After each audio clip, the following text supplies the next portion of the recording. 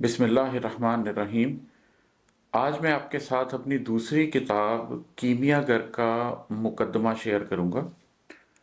جن لوگوں نے میری پہلی کتاب کا مقدمہ ابھی تک نہیں سنا، ان سے میری گزارش ہے کہ پہلے اس کو سن لیں، کیونکہ میری تمام کتب کے جو مقدمات ہیں وہ ایک تسلسل کے ساتھ ہیں، ایک کہانی کی طرح ہیں، اور اگر آپ پہلا سن لیں گے تو دوسرا آپ کے لیے سمجھنا بہت حد تک آسان ہو جائے گا۔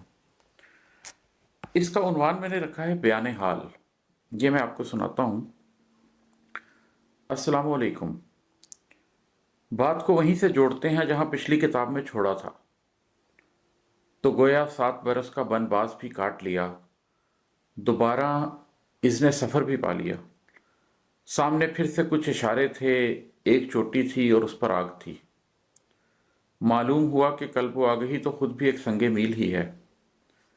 قلب کی آگہی کے بعد بھی بہت سی منزلیں ہیں۔ یہ کتاب جو اس وقت آپ کے ہاتھ میں ہے، انہی نئی مسافتوں اور منزلوں کا تذکرہ ہے۔ میری خواہش ہے کہ سر دست وہ بات کہہ دوں جو اس کتاب کو پڑھنے یا نہ پڑھنے کا فیصلہ کرنے میں آپ کی مدد کر سکے۔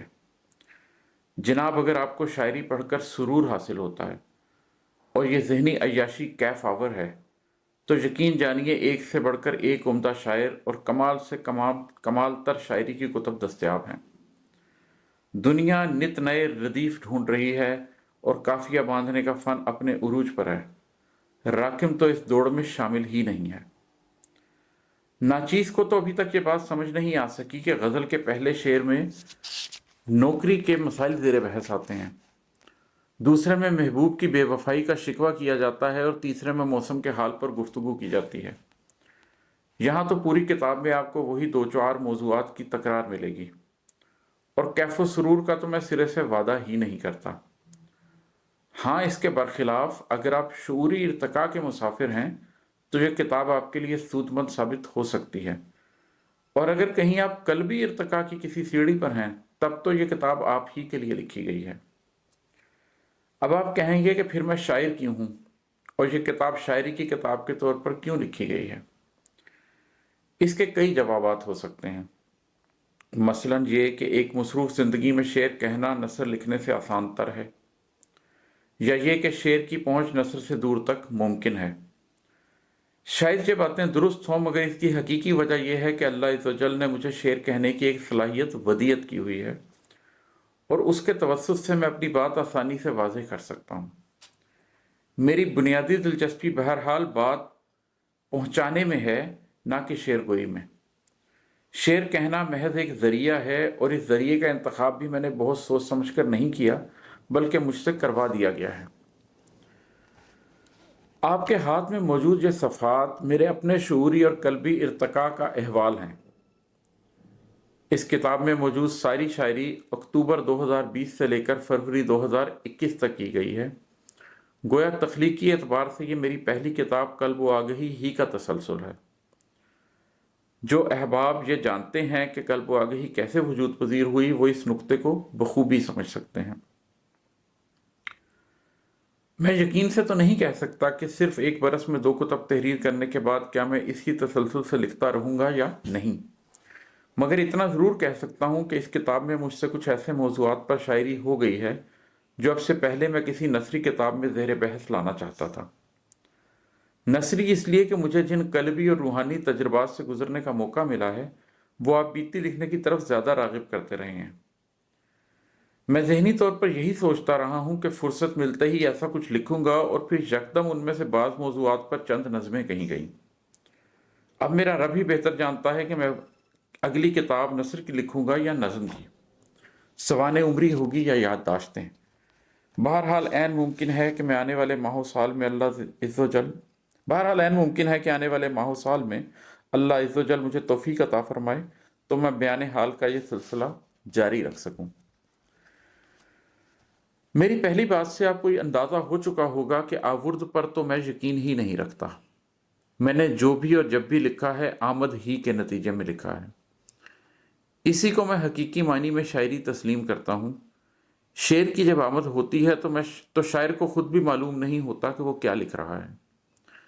ظاہری طور پر یہی محسوس ہوتا ہے کہ یہ مضامین غیب سے خیال میں آتے ہیں، یہی وجہ ہے کہ اکثر شعراء آمد کو نزول بھی کہہ دیتے ہیں، مگر در حقیقت یہ بات اتنی آسانی سے ختم نہیں ہوتی۔ میرا تجربہ یہی رہا ہے کہ انسان کا لاشعور اس کے شعور سے کہیں پہلے علوم، مشاہدات اور معاملات کی تہوں تک رسائی حاصل کر لیتا ہے۔ انسان کو شعوری طور پر ادراک ہی نہیں ہوتا اور لاشعور بہت سی بنت کر چکا ہوتا ہے۔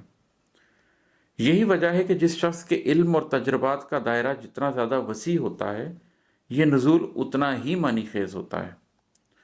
جب انسان کے لاشعور کا ارتقاء ہوتا ہے تو لاشعور اس وقت تحت الشعور میں چھپے موتی بھی قلب کی تہ سے نکال لاتا ہے، اور ایسے میں جب لاشعور اپنی پوری قوت سے ان سوچوں اور احساسات کو قلم کی نظر کرتا ہے تو شعور اس لمحے لاشعور اور قلم کے درمیان ربط باندھنے کے اور کچھ نہیں کر سکتا۔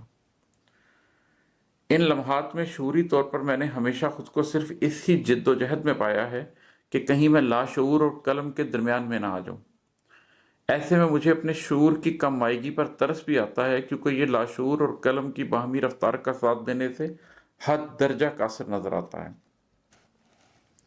اس پوری تمہید کا خلاصہ یہ ہوا کہ میں شاعری برائے شاعری نہیں کر سکتا، نہ ہی میں شعوری کاوش سے شاعری کی طرف راغب ہوں۔ بس اتنا ہے کہ برسوں اپنی ذات کا سفر کرنے کے بعد اب میں اندر باہر سے ایک مخصوص سانچے میں ڈھل چکا ہوں، اور قلب کا پیالہ چھلک رہا ہے تو اظہار ہو رہا ہے۔ یہ اظہار میں کئی انداز میں کر رہا ہوں، اور کیونکہ اللہ عز و جل نے شعر گوئی کی صلاحیت بھی عطا کی ہوئی ہے تو اس میں بھی یہی ظہور ہو رہا ہے۔ میں جب کبھی اپنی زندگی کے باطنی سفر کا موازنہ اپنی شاعری سے کرتا ہوں تو مجھے تجربات اور تخلیق کی یہی ہم آہنگی دکھائی دیتی ہے۔ گویا یہ شاعری کی کتاب کم اور اندر کے سفر کی روداد زیادہ ہے۔ اب کیونکہ اندر کے مسافر تو آپ بھی ہیں، ایک نفس اپنے ہزاروں تیر لے کے آپ میں بھی پوشیدہ ہے، اور ایک قلب اپنے حصے کا نور پانے کے لیے آپ میں بھی سرگرداں ہے، تو یہ آپ کے اندر کے سفر کے لیے بھی اہم ہے۔ اب اگر سفر کے بارے میں گفتگو ہو ہی رہی ہے تو اتنا مزید عرض کرتا چلوں کہ ہر انسان کی طرح میں نے بھی اپنی زندگی میں محرومیوں، ناکامیوں اور کمزوریوں کا ایک لمبا سلسلہ دیکھا ہے، حوادث اور اپنے ہاتھوں کے کمائے ہوئے دکھوں کا سامنا کیا ہے، تشنگی اور تشنا کامی دونوں کا ذائقہ چکھا ہے، مگر اطمینان اس بات کا ہے کہ میں انسانوں کی اس اقلیت سے تعلق رکھتا ہوں جنہوں نے ناکامیوں، محرومیوں اور تشنا کامیوں کے ذائقے پہلے چکھے اور کامیابی بعد میں دیکھی۔ ناکامی منزل پر ملے تو کرب ذات بن جاتی ہے، مگر یہی ناکامی اگر کامیابی کا سنگ میل ہو تو زندگی کے سفر نامے کی جان ہوتی ہے۔ پھر اس سے بھی بڑھ کر خوش کن بات یہ ہے کہ میرے سفر کی سمت محض مادی زندگی میں ایسی نہیں رہی، بلکہ شعوری اور قلبی سفر بھی اسی نوعیت کا رہا۔ میں نے بہت انسانوں کو شعوری اور قلبی سفر میں انحطاط پذیر دیکھا ہے۔ اس سفر میں رکنے، پھسلنے، گرنے، راہ بدلنے اور واپس پلٹ جانے کے امکانات مادی دنیا کے سفر سے کہیں زیادہ ہوتے ہیں۔ میری زندگی کا اصل سرمایہ اندر کے سفر میں حاصل ہونا وہ کتب نما ہے جو ایک بھی قدم غلط پڑنے کی صورت میں فی الفور درست راستے کی طرف رہنمائی کر دیتا ہے۔ یہی وہ رمز ہے جو برسوں قلب کو تھامے رہا ہے اور اب میرے اندر بہت رچ بس گیا ہے۔ غار، لوح، خواب، تعویل، مدین، خضر، دیوار، کشتی، دریا، چٹان اور ایسے ہی کئی الفاظ در حقیقت الفاظ نہیں بلکہ اپنے اپنے اندر مکمل سفر ہیں۔ میری شاعری میں نفس اور قلب کی گردان انہی راہوں میں رکھے جانے والے قدم ہیں۔ اگر کہیں ہجر و وصال ہے تو اس کا ماخذ یہی سفر ہے، اگر کہیں غم دوراں ہے تو وہ غم ہستی ہی کے پس منظر میں کھڑا ہے۔ یہ سب اسی ایک رمز کے شاہد ہیں۔ اب یہ رمز کھلنا چاہتا ہے مگر زباں کو یاراں کہاں۔ میں نے پہلے قلب و آگہی میں اور اب کیمیا گھر کے اندر صاحب قلب افراد کے لیے نشان راہ چھوڑ دیے ہیں۔ میری دعا ہے کہ کچھ لوگ بات کی رمز ضرور پالیں۔ قلب و آگہی کی طرح اس کتاب میں بھی کسی ادیب کا لکھا ہوا مقدمہ موجود نہیں ہے۔ وجہ میری وہی ضد ہے کہ یہ شاعری کی کتاب نہیں ہے بلکہ اندر کے سفر کی داستان ہے۔ میری کسی بھی کتاب کا دیباچہ اگر کبھی کوئی لکھے گا تو وہ ایسا شخص ہوگا جو اس سفر کو پورا نہیں تو کم از کم ادھوری طور پر تو سمجھ چکا ہوگا۔ ऐसा वक्त आने तक मैं अपनी तहरीर ही को मुकदमा समझता हूँ और कारी को दावत देता हूँ कि शेर से आगे जाकर बात की रूह तक रसाई हासिल करे। इसीलिए मैंने ऊपर लिखा है कि मैंने साहिब कल्ब लोगों के लिए निशाने राह रख दिए हैं। मुझे इस बात पर तो तमानियत महसूस होती ही है कि मैं शऊरी की बजाय लाशऊरी शायरी कर रहा हूँ और शेर में भी जग बीती नहीं बल्कि आप बीती लिख रहा हूँ। मगर उससे भी ज़्यादा खुशी इस बात की है कि यह आप बीती भी सिर्फ ज़ाती नहीं बल्कि कल्बी वारदात से मुताल्लिक है। शायरी की इस किताब का अंदर के सफ़र से मुंसलिक होना मुझे गोना गूं तस्कीन देता है।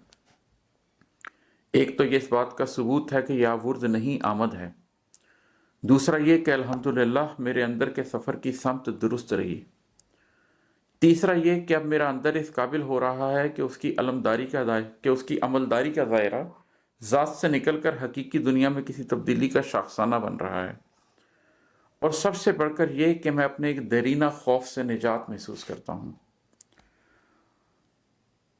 इस खौफ का पस मंज़र यह है कि तकरीबन एक दहाई हुई जब सूरतुल शोरा की इन आयात में कि ज़्यादातर शोरा वादियों में भटकते फिरते हैं और वो कहते हैं जो करते नहीं, मेरा शायरी से दिल ही उचाट कर दिया था।